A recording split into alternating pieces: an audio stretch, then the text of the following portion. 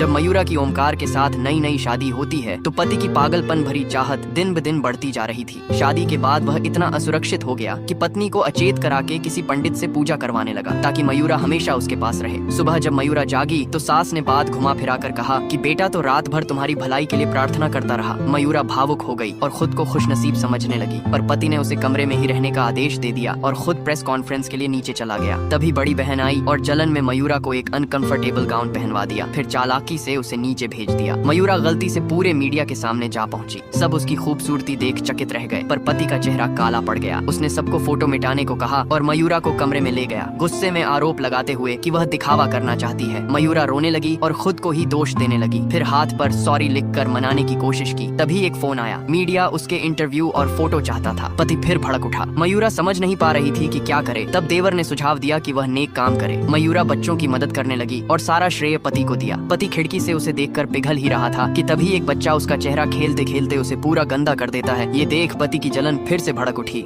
मानो कोई अमूल्य चीज बिगड़ गई हो। डरी सहमी मयूरा खड़ी रह गई और वह उसे उठाकर पानी के पास ले गया, कहते हुए कि जिस चेहरे पर वह पहली बार फिदा हुआ था उसमें एक भी दाग वह बर्दाश्त नहीं करेगा। उसने जबरन उसका चेहरा धोया और धमकी दी कि अगर उसकी सुंदरता में जरा भी कमी आई तो वह खुद को रोक नहीं पाएगा। मयूरा का दिल टूट गया। उसे लगा था कि उसका पति उसके गुणों से प्रेम करता है, पर सच ये था कि वह केवल उसके रूप पर फिदा था। बाद में उसकी माँ ने उसे सजाने संवारने के लिए लोगों को बुलवाया, एक विशेषज्ञ को भी घर पर रख लिया। सब कुछ अमीरी झलका रहा था, पर मयूरा के मन में कोई खुशी नहीं थी। तभी ओमकार का भाई आया और उसके डॉक्टर बनने के प्रमाण पत्र की खुशखबरी लाया। मयूरा उत्साह से भर गई। अब वह अपना सपना पूरा कर सकती थी, लोगों की जान बचा सकती थी। पर पति ने ठंडे स्वर में कह दिया कि वह काम पर नहीं जा सकती, उसे घर और अपनी सुंदरता का ख्याल रखना है। उसके सपने वहीं टूट गए। कुछ दिन बाद ओमकार उसे एक निजी क्लिनिक लेकर गया। वह खुशी से उसे गले लगी, पर तभी उसने दूसरा बोर्ड देखा, केवल महिलाओं के लिए। उसका दिल बैठ गया। वह घर लौटी और खुद नौकरी तलाशने निकल पड़ी, मगर हर जगह से मना कर दिया गया, क्योंकि ओमकार ने पहले ही अस्पतालों को आदेश दे रखा था कि उसे न रखा जाए। हताश मयूरा ने ओमकार के भाई से अपने मन की बात कही, कैसे पति का प्यार घुटन बन गया है। तभी वहाँ ओमकार आ जाता है। कौन बचाए इस बेचारी औरत को, जिसकी शादी के तुरंत बाद उसका पति ओमकार उसे एक सजावटी कमरे में रहने को मजबूर करता है, जहाँ वह हर समय उसकी देखभाल के नाम पर उस पर नजर रखता है और सुबह उसे गोद में उठाकर मेकअप रूम ले जाकर खुद सजाता है, ये कहते हुए कि उसकी खूबसूरती सिर्फ उसी की है। गुड़िया जैसी सजी दिखती मयूरा पर वह मुस्कुराता है, जबकि मयूरा का चेहरा ठंडा पड़ चुका होता है, क्योंकि उसे कभी उम्मीद नहीं थी कि उसका पति इतना विकृत निकलेगा। मयूरा को ऐसा लग रहा था कि वह पूरी तरह नियंत्रण में जकड़ी जा रही है। ओमकार उस पर हर पल निगरानी रखने लगा था, जिससे वह खुद को बंधा हुआ महसूस करने लगी। मयूरा विनती करती है कि वह सब मान लेगी, बस उसे यह न पहनाया जाए, पर उसकी बात का असर नहीं होता। रात को भी वह उसे उसी कमरे में रहने देता और सुबह ऑफिस जाते समय कमरे को बंद कर चाबी अपने पास रख लेता था। छोटा भाई यह सब देखकर खुद को दोषी मानता है और मदद का वादा करता है। अगले दिन मेले में जाने का मौका पाकर मयूरा चाबी चुराने की कोशिश करती है, पर पकड़ी जाती है। इसलिए वह नाटक करके मोम से चाबी का सांचा बना लेती है और भाई को दे देती है। भाई कारीगर से नकली चाबी बनवाकर मयूरा को छुड़ाता है और उसे एक डिब्बे में छिपाकर बाहर भिजवा देता है। आजादी की हवा में मयूरा पहली बार खुलकर सांस लेती है, लेकिन ओमकार घर लौटकर उसे गायब पाकर गुस्सा हो जाता है। ओमकार अपनी हदें पार करते हुए एक झूठी खबर फैलवाता है कि उसके पिता की तबीयत बेहद खराब है। मयूरा सड़क किनारे यह खबर सुनकर घर दौड़ती है, पर शव एक अनजान आदमी का होता है। पीछे मुड़ते ही वह देखती है तो सामने ओमकार खड़ा होता है।